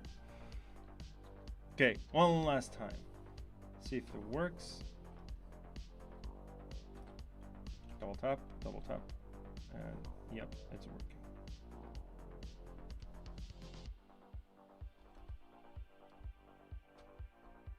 Double tap, tap once, tap, tap, double tap, double tap, double tap, double tap, double tap, double tap, double tap, double tap. Okay, we have weird topology. Doesn't matter, right? Doesn't matter, because we can still clean this up, right? I can re-dynamesh this. I can come over here and do a little bit of house cleaning. Can come with a stroke. Actually, I can. Oh, that's interesting. There's some weird stuff happening here. I can come over here with a stroke and with my handy dandy Sculptors Pro. Because again, I'm playing it rough. If you're doing hard surface in a very rough sculptural way, this doesn't really matter. You just want to match your reference, sort of. And I would actually use the knife brush for this, to be honest, because it's just that much more powerful. Than clip, especially for this scenario. But again, getting rid of all the straight topology. And there we go. We got a little bit of a profile here, but it's wrong though. But you get the point, right? Yeah, that's a wild cut. That was a really wild cut. I'm gonna just clean this up. If I do, basically, what if I do something like this? What if? Go like that and delete hidden. We're testing stuff here, guys. Let's keep on with the. Whoops. Let's keep it up. All right. So I'm gonna go knife curve. Let's see. Double tap. Actually, let's just save for a second there. Because I'm not sure. I'm playing with a Sculptors Pro, with a lot of stuff that might break ZBrush together with a knife curve. Okay, so first of all, let me turn off this baby over here. Took.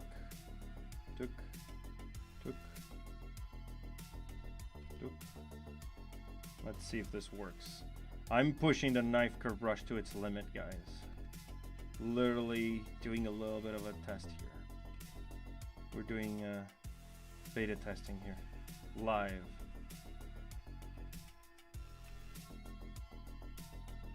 There we go. Clean. Ah, dang it. Dynamesh, obviously, because it has groups on. groups is on. So I'm gonna go Dynamesh, turn off groups, and Dynamesh again. There we go. And actually, I should Dynamesh it at a higher res. Just because. It's because that's why. It's more correct to say that ZBrush is used for creating models, same as any other app. When it comes to production, in most cases, use STL. Yeah, it's in production as well. That's the misconception. That's exactly the misconception we're talking about. ZBrush is not just for the concepting phase, it's for production. It's used in production, right? Obviously, it's much more because of its nature of not basically detaching you from the constraints, the technical constraints of caring about topology and all of that. Then obviously it's friendlier to use for a concept artist or concept designer. But the idea is that you can still do a lot of production work, and by a lot I mean actually a lot, okay, without basically breaking the specifications of your production. That's what I mean. Let's do another cut here. Dynamesh. There we go. And now let's do a little bit of a cut like so. So if it works, it doesn't work.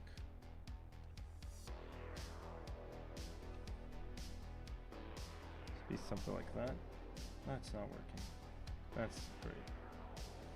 Let's do something like this. I could actually just mirror this, because at this point it's still early stage. Why didn't I think of that? No, I don't want to render. Get it? All right, do this. And now I'm gonna mirror and weld on the Y axis. Those things don't matter. That doesn't matter. Looking at reference. Yeah, so this is the point that I was trying to make, and again, we could do the same thing over here, something like that, and then we can do the machining a little bit later down the pipe, something like that. Double tap, tap once, double tap, do that. And the same thing goes for, there we go. This would be the profile of our rim, right? And then over here is the same thing. This cut over here. This is not centered, by the way. So this image is offset by the grid. So I would actually either pick one side, right? One or the other. I will actually maybe pick this one. Like that.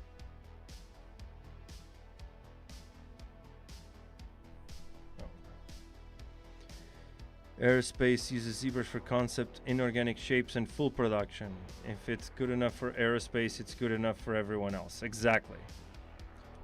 ZBrush Summit, where there was a will of making a real robot practical film effects. Let's see. Oh. Yeah.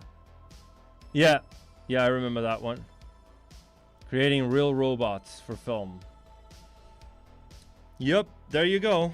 That's another example of ZBrush being used in production for stuff that is incredibly precise and needs to be incredibly precise, right? That is the whole point. Right, but you see like how you can get away with, you know, like you can use reference for this, and then obviously even here, like in the middle, like I go like this, double tap, tap there, tap, double tap, and then do something crazy like that. Actually, something like this, tap, double tap, double tap, double tap, double tap. And there we go. And now you mirror and weld.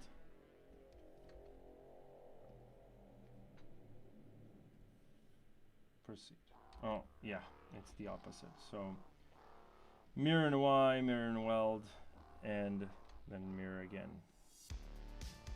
So this would be basically the same thing from the top, I would say. And then you start modeling like based off of this silhouette, right? Then you start cutting stuff, cutting pieces, like these sections over here. There's some bolts there, so these are probably, this is it, this section over here. But yeah, like that is one way. That is just one way, guys. Like there's multiple ways of using reference. You can use Spotlight to project images directly as meshes, which is another thing. Like if you have something like this, like an image for your rim or your tire or whatever, you basically all you need to do is get that image as a black and white image, and then just project, and you have a rim, right? So there's an old presentation as well on the Maxon ZBrush Japan thing with what was his name, Thomas, that he was showing how he uses Spotlight to just create super precise like rigs and stuff like that. To revolve that? No revolve. It's a ray mesh. A ray mesh, or actually use symmetry. You're still thinking Maya, 3ds Max, right? You don't think like that here. You think like an artist. You don't think like moving points on a surface and then revolving and whatever. You don't care if you're doing revolve now or after or before. It's all about each one of these artists that we're sharing in the chat will have their own workflow, right? And they will have their own way of doing things, and there's no right or wrong way in ZBrush, and that's what appeals to most people. What makes ZBrush so special is exactly that there's no right or wrong. Like you could literally sculpt the entire thing. You could have a rim like that, like what someone's saying, a rim profile cut out, and then you need a lathe or make it radial.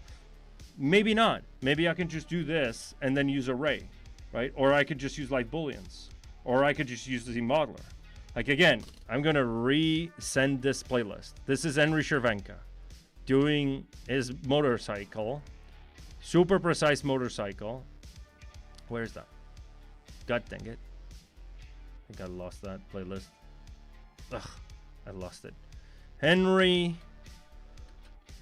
Chervenka, there we go. And he has a special stream also that he did for us a while ago that's filled with gems like this, and he has tanks that he's built and etc. So this is the playlist I'm talking about, right? That's it. This is the playlist.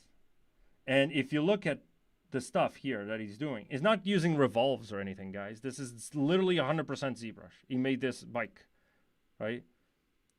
He's making this bike directly inside a ZBrush, and it's based off of reference because he's trying to make something that exists in the real world. It's this model of a bike, right? It's this exact model, right? And he's making one piece at a time, and he's using ZModeler, he's using live booleans, he's using mesh fusion sometimes, and then he's just, that's it.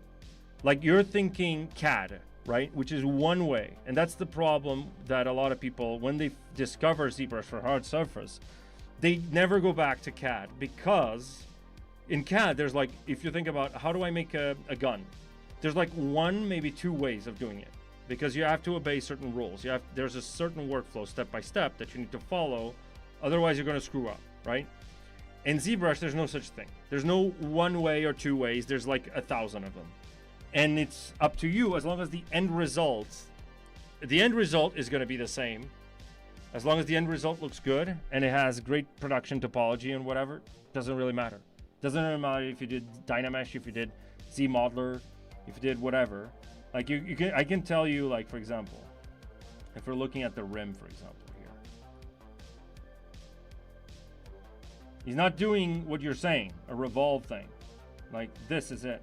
This is the wheel, and this is 100% ZBrush. There's no, like, you can see, like, he made a piece, and then he did a ray mesh, and then he did all these other things, like over here, you see? Like, and I can't load it for some reason. But there's the axle. This is the rim, actually. Capiche?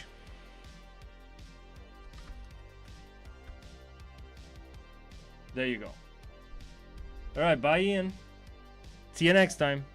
Actually, I have to leave in a little bit. This stream is a little slower because I'm doing stuff that I have no freaking idea how to do. I don't own a car. If you told me, like, let's make a Gundam, that would be my thing. I could even bring some of my model kits, and you see, like, he's not using a revolve or anything. And if you look at the actual rim, which should be over here somewhere. There we go. That's the rim. This is the rim. Like, and I can absolutely guarantee you that he didn't use any revolve, because we don't have revolve in ZBrush. We have something else, other things, right? But we don't have that sort of thing. You're talking about modifiers and stuff. Like in Cinema 4D, you could do that, right? You could do that in Cinema 4D. But, you know, like, just go watch that series. Obviously, this Henry is a bit more precise, more precision-based, right? Which is what you're looking for. There are people doing hard surface like this sculpturally. And then at the end result, it's the same in terms of topology and stuff, you know? Yeah, well, yeah, but ZBrush doesn't have revolve. It would do that if I was using Cinema 4D 100%. I would do something like that. But yeah, that's the idea. All right, so this now I'm gonna try to come up with a. We did nothing basically, guys. Whenever I'm on stream, people start asking questions and stuff, and I just get lost. I mean, I'm not complaining. I like that, by the way. So don't think I'm complaining or anything.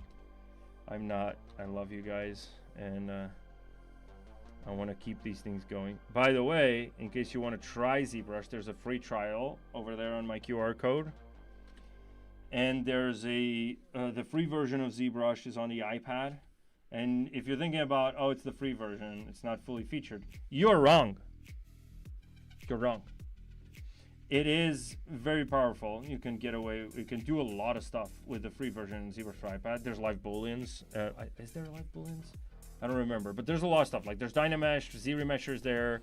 There's a bunch like decimation. There's a bunch of stuff that is on the full version that is basically there, right? So if you guys want to try it out, if you have an iPad, just go ahead and click that or scan that QR code and download it now. Actually, let me just do the opposite here. I just want these strips over here. There we go. Beautiful spagoli. So now I'm gonna delete hidden, and I'm gonna ZRemesh. I have to find one of those soundboards that modifies my voice, and then add it to my Stream Deck, and then I can just make the like an echo, you know. So I'm gonna go keep groups, smooth groups down to 0.1, do the same, and let's see how clean I can get this topology. Sorta. Let me just go back a little bit. I'm actually gonna retain these. These are helpful because there's an actual edge loop over there. So I'm gonna remesh this. Whoops. I have to delete hidden first. And now I'm gonna remesh this by same.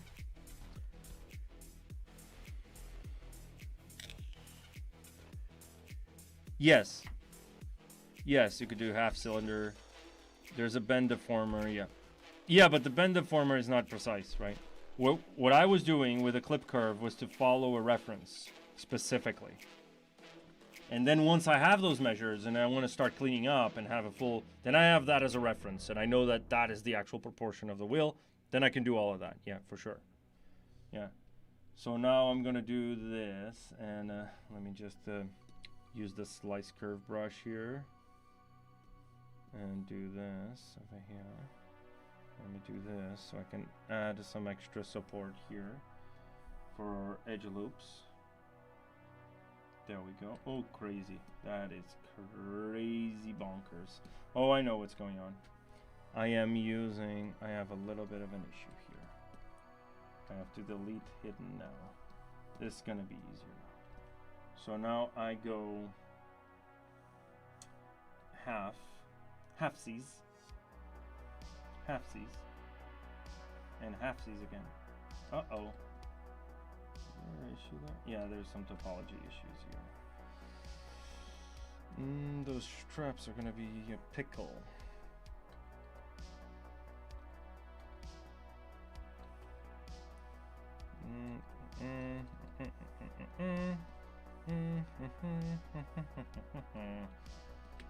Let's just do this that way. There we go.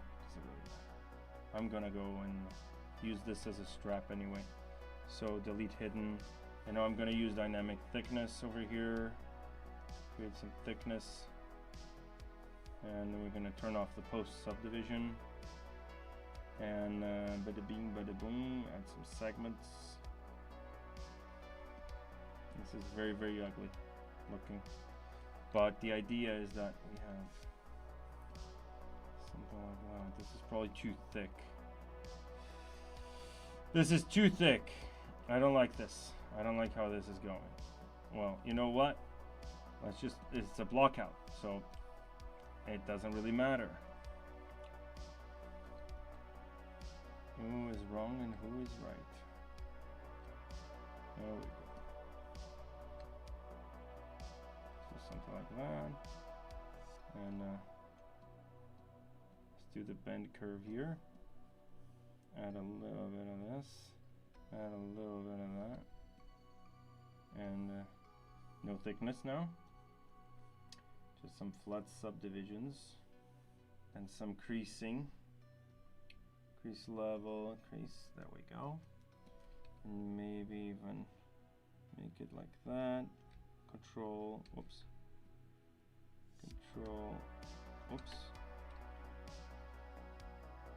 And let's rotate it. Something like this. Right? Now, if I go back here to my array mesh, now what I can do is rotate this on the Z by 360. And then just increase those repetitions until you get something like that. This is, again, not perfect. Doesn't need to be perfect for now. We can do that with ZModeler later. And now what I can do over here is just go with ZModeler and QMesh, flat island, bada bing, bada boom. And maybe the same thing goes over here. And then maybe here I want to polygroup all and do something like that. This doesn't look right. This doesn't look right. So, whoops. Flat island. Ever so slightly. Tap that. And now polygroup all. Something like this. That would be it.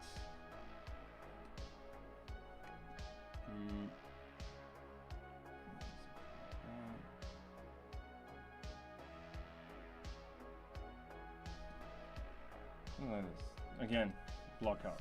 And that is obviously not correct. Close to reason is completely different. Is the ZBrush UV editor update out? I thought they were implementing a much better UV editor. So I could be wrong. Well, not out yet. If you haven't heard about it, it's not out. Yes, we have announced it. I announced it back in the ZBrush Summit. There's a bend deformer, have a cylinder. Yeah, we already covered that. Great.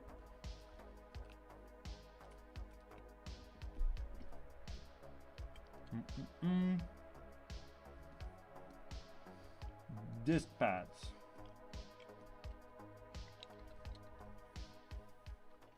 Sorry guys, I was eating a cookie.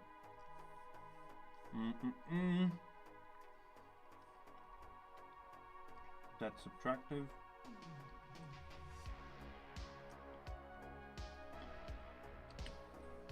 This.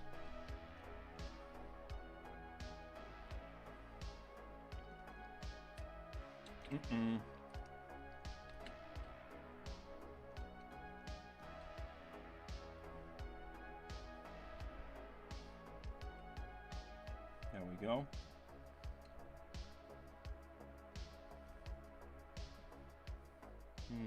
This would be something like that. Maybe.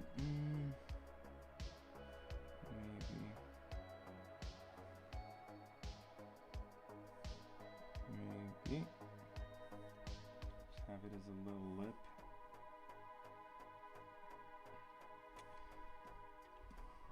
Okay.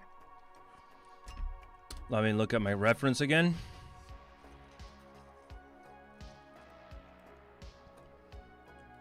That's a complex one.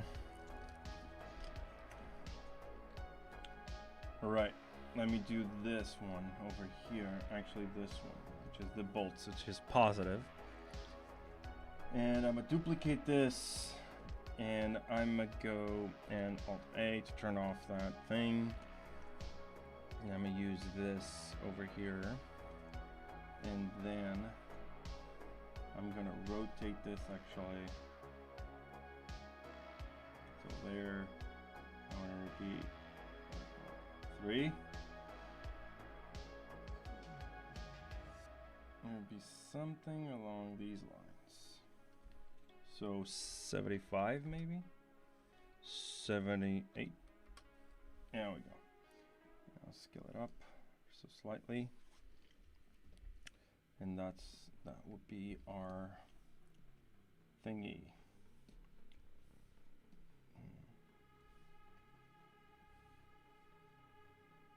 It'd be something like this. This would have to be cut eventually, but the idea is to, for us to have this shape. Again, I'm not thinking very conceptually, in a sense that I could just use my clip curve brush to get like a fair amount of the way there. So I could use like clip curve, go to clip circle, and actually clip circle center, which is the same thing but with square and center turned on, and then just do that, and then just do that, and then just do that, just to get a rough idea of what I actually want in terms of a shape design here. Something like this, right? And then because it's bullioning, I can get away with a lot of this. Turn it off. Not this one. Turning off this one. Obviously that one now has an issue, which is I'm gonna go and have a look at that boolean over there. And this boolean over here, I'm gonna mask this section off, and I'm gonna use a clip curve brush like so. And there we go.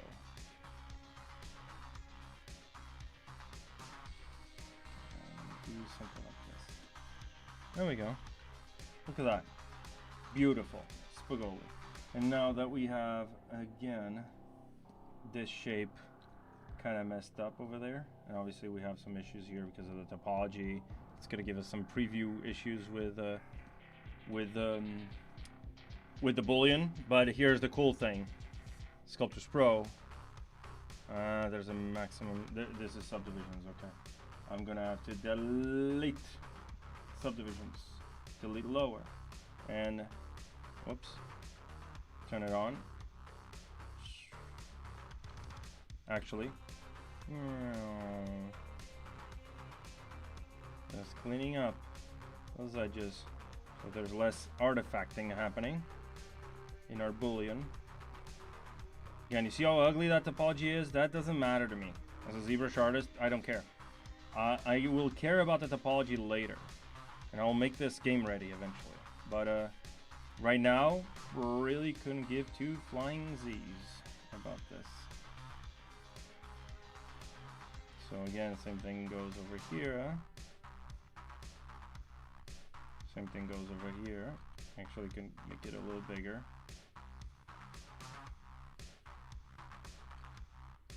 And there we go.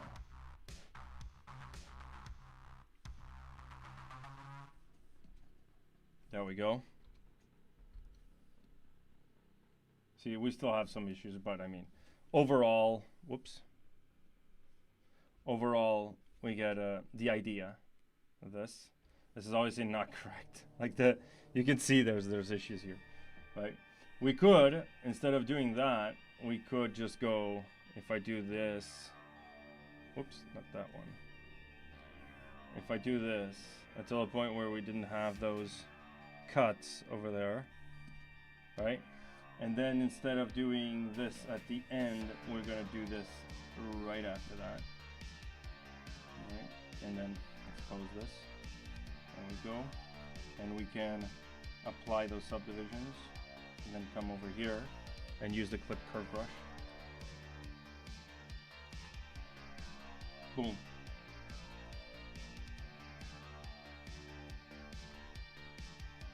See? Cleaner. Obviously, you have to mirror that, but this is the idea, right? We get this little shape over here. Now we need probably potentially like a little tube here, which is pretty straightforward. Again, if we're only using booleans, we're gonna go over here. This, I can actually delete this. I don't care about this. And we can actually go over here.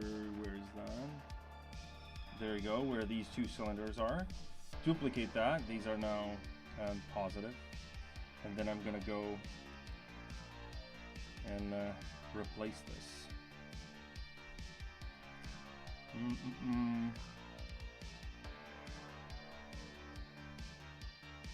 With a cylinder 3D.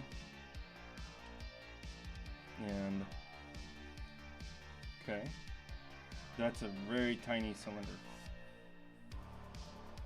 There we go. And that's actually probably too big. But we can go over here.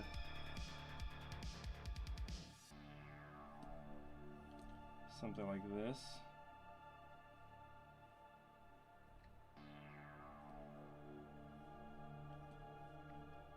Scale it down ever so slightly. Something like this, yeah. And let's cut this. Same thing goes over here. And let's crease this harshly. And then we're gonna duplicate this over there. So it'd be, actually this shouldn't be over here, it should be over there. Right? Then we're gonna have to weld these two together at a certain point. Or I could come over to my Boolean kind of thing here, like this, turn off that start group. I don't want this as start group, I want this as a, and now apply these dynamic subdivisions. And now if I want, I can come over here with my, maybe even a clip curve. And just do something like this. See, it's kind of cutting on in there. I'm gonna clip this, clip that, and then I can actually start cutting that section. I'm gonna go like that.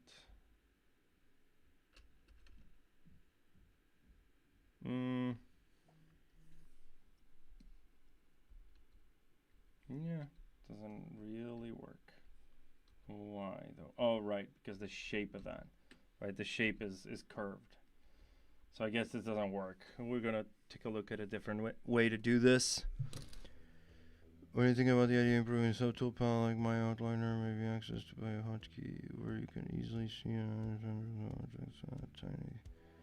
Well, there's no tiny scrollers. I could just literally increase this to like 24 or more. Like I can literally have 100, 200 subtools here. And again, this is not Outliner. Outliner in Maya relies on its node system in a sense, right?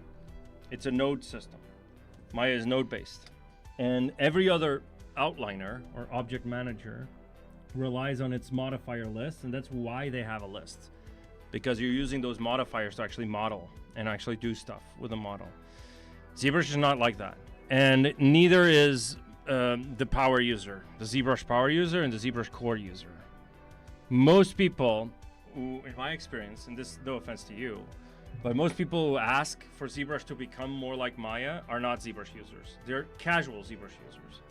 They're occasional ZBrush users. They're Maya artists, like I was, that want to use ZBrush, but they don't want ZBrush to look like ZBrush, they want ZBrush to look like Maya.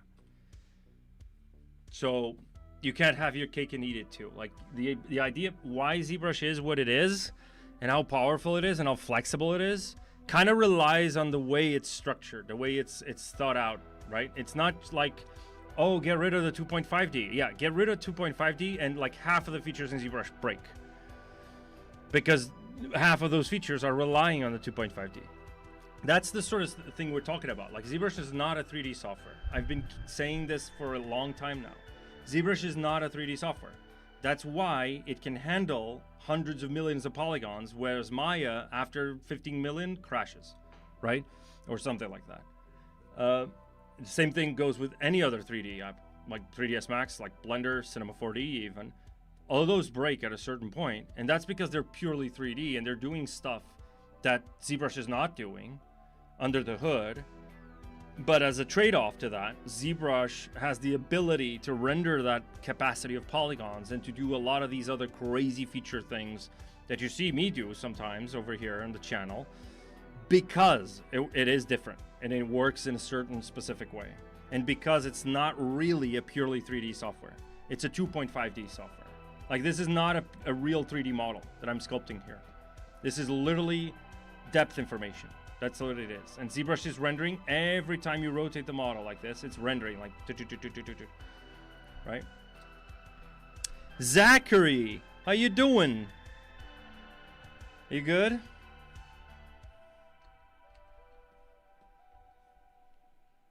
Yeah. Okay, so today we were a little slower than last time, I have to admit. Last time we did way more stuff, right? Than this time around, but it was fruitful. I feel like we've done a lot of cool things, right? That we hadn't done before. So let me just let me go over here. Let's see if this is actually rim. See if I have any extra stuff that I don't need. No, actually, this is exactly what it is. So, but I also feel like we could have gotten a little further with this. Let me see if next time I can go over and do the retopology and stuff like that. I want to texture this. And also over here, let me just do one thing before I leave you guys with this. I'm gonna go V2 and I'm gonna go IMM primitives. And I'm gonna drag this over here. Actually, I shouldn't have sculptors on. And this should be something like that. And it should be separated. Yep. So I'm gonna go and split unmasked, and this is gonna be subtractive still. It's still subtractive. But now the key aspect of this is that this is gonna be on that wheel.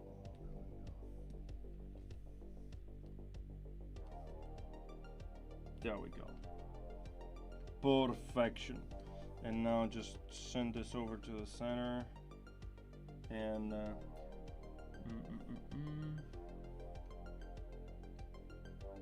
actually, I'm gonna duplicate this like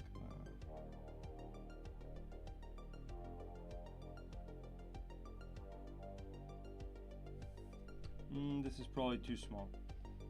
So one other thing we could do actually, and there's multiple ways of doing this obviously, but I could, first of all, let me add a little bit of topology here because this is probably going to give me issues. If I apply these dynamic subdivisions, if I apply the subdivisions, the temporary ones, right? And I have something like this. What is happening over here? See, mesh with subdivision may be partially modified. What? I literally want you to divide. Okay. I just go here. Actually, increase the smooth subdivisions here. There we go. So now if I do, for example, a dot, if I go with my standard brush, change this to something like the Alpha 06, something like that, and I drag this. Okay, I have some resolution, so I'm gonna do the not drag dot. I'm gonna do dots, but I'm gonna turn on this and turn on lazy mouse, and I can do lazy step. Let me go to lazy mouse, Lazy step. I'm gonna do 1. If I do this and I have steps of 1, I'm gonna do maybe like 5. There we go. Gonna do subtractive, increase that intensity, and now I have boom, boom, boom, something like that, right? Which is probably better than what I had before. I'm gonna do Z intensity at 100%. And I'm gonna do boom, boom, boom. That's it. And if I have my symmetry back on, boom, boom, boom, boom. There's your machining, right? Or even better, I can go over here to transform. I'm gonna increase this to 12, so it's even, oops, not the XMD toolbox. And then, dun, dun, dun, dun. This would actually be an even better way of doing this. It'd be like something like that. I'm trying to look at this reference. I mean, it's a little different, but I like the way this works. It's more like a bike brake, you know. So yeah, it would be something like this, and then obviously we still get those little thingies over there, and we get the little bolts. And the other side, we should have one on the other side with the bolts. That's the design of the brake right there. This probably too thick. That's probably too thick. Especially, the same thing goes with the brake, actually. I could go over here, turn off live boolean, and go to my select rect. There we go. And the same thing goes. I want to hide those. And here, I can actually make this a little bit thinner.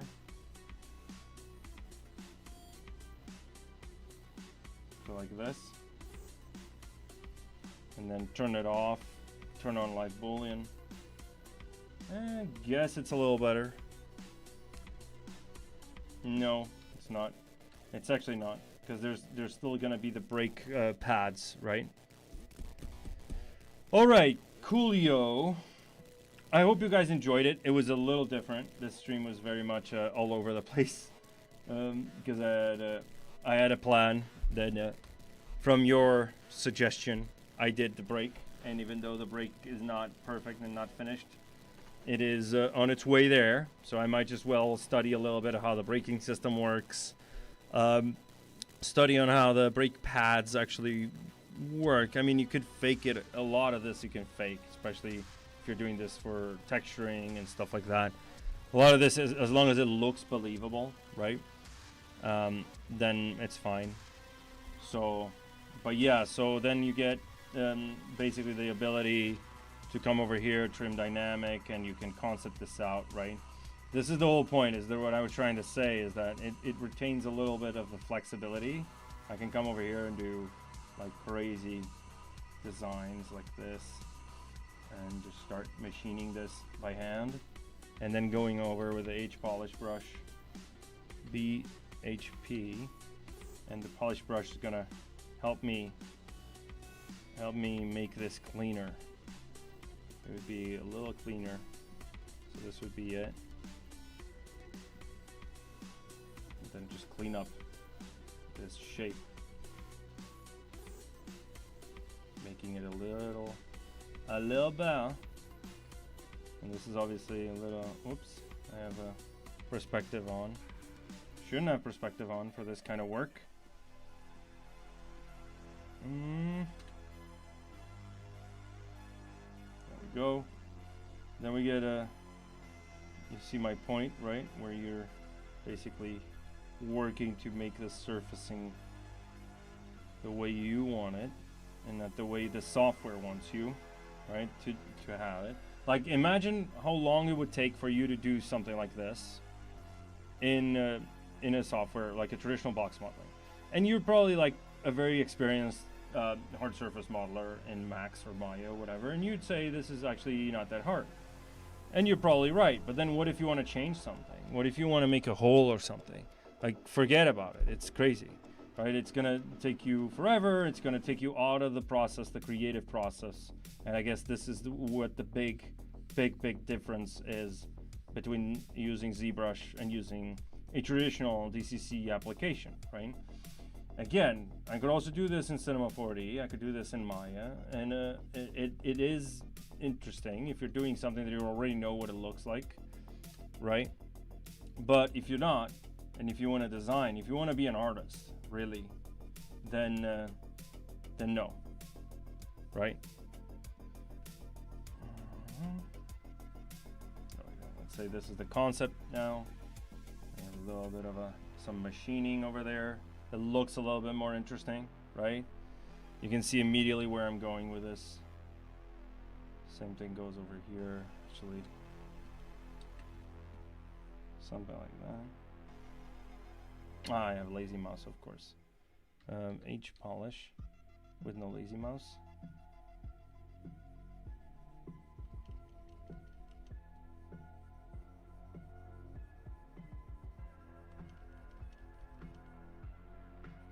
And then let's do flatten.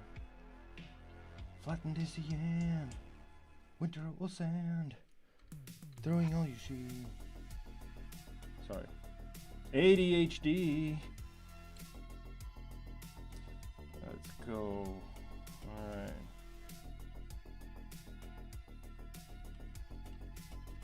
Right, let's say this is sort of where our concept landed. Get a little bit of that Z modeler action going on, and we have a little bit of the less technical, let's say, action. So I'm gonna actually clip this. I'm gonna make sure that these are, there we go. Same thing goes over here.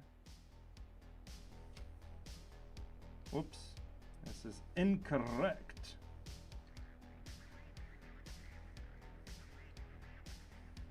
Without LSIM.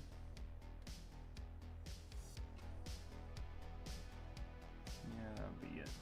Sort of.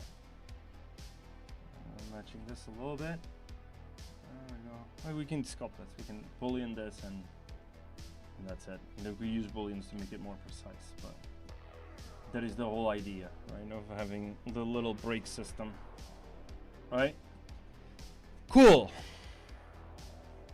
All right, I still see we have a lot of people here. We have some people who's just fallen asleep on the keyboard, watching and listening to my goofy jokes, and listening to me rant about ZBrush, rant about the ZT, which is gone now, unfortunately. We have no more ZT. ZBT, actually. That was a good one, Ian. I don't know if you're watching this or if you're going to watch in the future and rewatch this last section. You're missing out. You're missing out on the silence, the awkward silence. All right, everyone. We have a little bit of a break here. And by break, I mean a car break, not let's take a break, you know? Well, actually, yeah, take a break from listening to me. What are you guys still here for? Go ahead. Go, if it's the weekend now for you or whatever, if you're going to go away for vacation for summer, what are you doing here listening to my goofy jokes? I know what you're doing here. You're passionate about ZBrush, and this is why you're here. That's why you want to listen to us. You want to see what we're doing. You want to see our development. I've seen some questions here in the chat about what we announced back in the ZBrush Summit last year, and a lot of other stuff coming. I can tell you guys, you have to be patient with us. That's the only thing I can tell you guys. Like, be patient. It will pay off. Trust me. These eye bags are not there for a random reason. They're there for a reason. You know, guys? Like, you know, you owe me from these eye bags, you guys, you know? All right, everyone. Sorry, I'm being foolish right now. I hope you guys enjoyed this. I've gone over by 20 minutes. So now at this point, some other streamer might be on my culo, wanting me to kick me off the seat. So I'm going to let them have it. I'm going to basically give the stage to our next ZBrush live streamer. And I hope you guys have a fun time. I hope you guys enjoy ZBrushing. Go look at the chat. Take a look at those links, these YouTube links that I put there, that Ian put there. Those are gold, man. Like, those are gold mines for hard surface stuff. Like Henry Cervenka, Mike Jensen, Marco Plufa, and all of that, like all those great artists. Art Surface, we have Art Surface people streaming on here regularly. We have Ara Karmakian is another one, right? That's incredible. So he does mech design and stuff like that. So guys, go check those out. If you guys really miss me, there's a Discord and there's Instagram and there's all the other social media. You can just bug me. I might not reply right away, but I will reply eventually.